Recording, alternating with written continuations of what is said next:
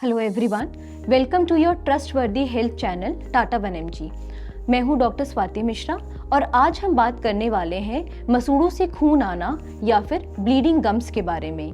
ये एक ऐसी समस्या है जिसको काफ़ी बार हम बस इग्नोर करते आते हैं, जैसे ब्रश करते समय आपके दांतों से या आपके मसूड़ों से खून आना। लेकिन जैसा कि कहा जाता है कि आपका मुंह आपकी पूरी ओवरऑल हेल्थ का एक दर्पण होता है।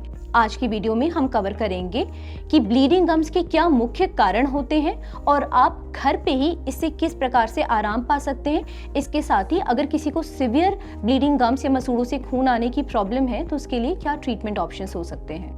मसूड़ों से खून आना या फिर ब्लीडिंग गम्स का सबसे पहला और इम्पॉर्टेंट रीज़न है पुअर ओरल हाइजीन। अगर हम अपने दांतों को अच्छे से साफ नहीं करते, फ्लॉस नहीं करते, तो मुंह में हमारे जो बैक्टीरिया होते हैं वो खाने के पार्टिकल्स के साथ जुड़कर आपके दांतों के ऊपर या फिर गम लाइन पर एक पतली परत जमा देते हैं जिसे हम प्लाक कहते हैं। धीरे धीरे ये प्लाक कैल्सिफाई हो जाता है, हार्ड हो जाता है, जिसे फिर मेडिकल लैंग्वेज में टार्टर कहा जाता है। प्लाक या फिर ये टार्टर आपके मसूड़ों की लाइनिंग को और आपके दांतों को लगातार नुकसान पहुंचाते हैं और आपकी गम्स में इन्फ्लेमेशन कॉज करते हैं, जिसे हम जिंजिवाइटिस कहते हैं। जिंजाइवा यानी गम्स और टिस मतलब इन्फ्लेमेशन।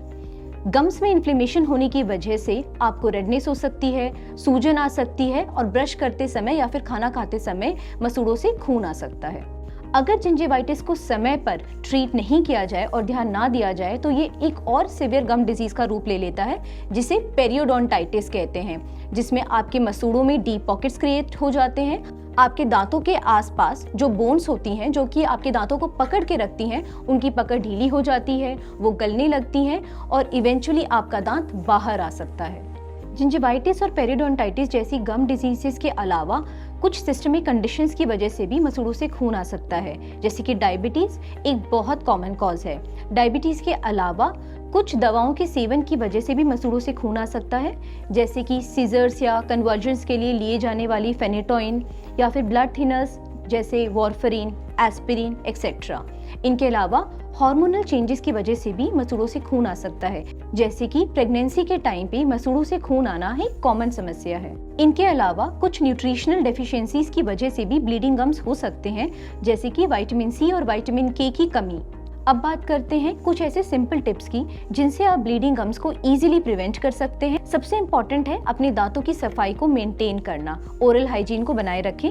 दिन में कम से कम 2 बार ब्रश करें, सुबह नाश्ते से पहले और रात में खाना खाने के बाद। दांतों के बीच के हिस्से को साफ करने के लिए फ्लॉसिंग का यूज करें या फिर इंटरडेंटल ब्रशेस का यूज करें, जिससे बैक्टीरिया और जमे हुए खाने को आप वहां से हटा सकें। ब्रशिंग और फ्लॉसिंग के साथ ये भी इम्पोर्टेंट है कि आप कैसा ब्रश यूज करते हैं। तो टूथब्रश के लिए मीडियम या हार्ड ब्रिसल्स नहीं, सॉफ्ट या फिर अल्ट्रा सॉफ्ट ब्रिसल्स वाले किसी भी ब्रांड के टूथब्रश को आप इजीली यूज कर सकते हैं। इसके अलावा अपनी मेजर मील्स के बाद माउथ वॉश यूज करें, इससे भी आपके मुंह को क्लीन रखने में बहुत हेल्प मिलती है। अगर आपके मसूड़ों में सूजन है और उनसे खून आ रहा है तो आप गर्म पानी और नमक से गार्गल करके भी इसे काफ़ी हद तक रिलीव कर सकते हैं। इससे मसूड़ों की सूजन कम होती है और उनसे खून आना काफ़ी हद तक कम हो जाता है।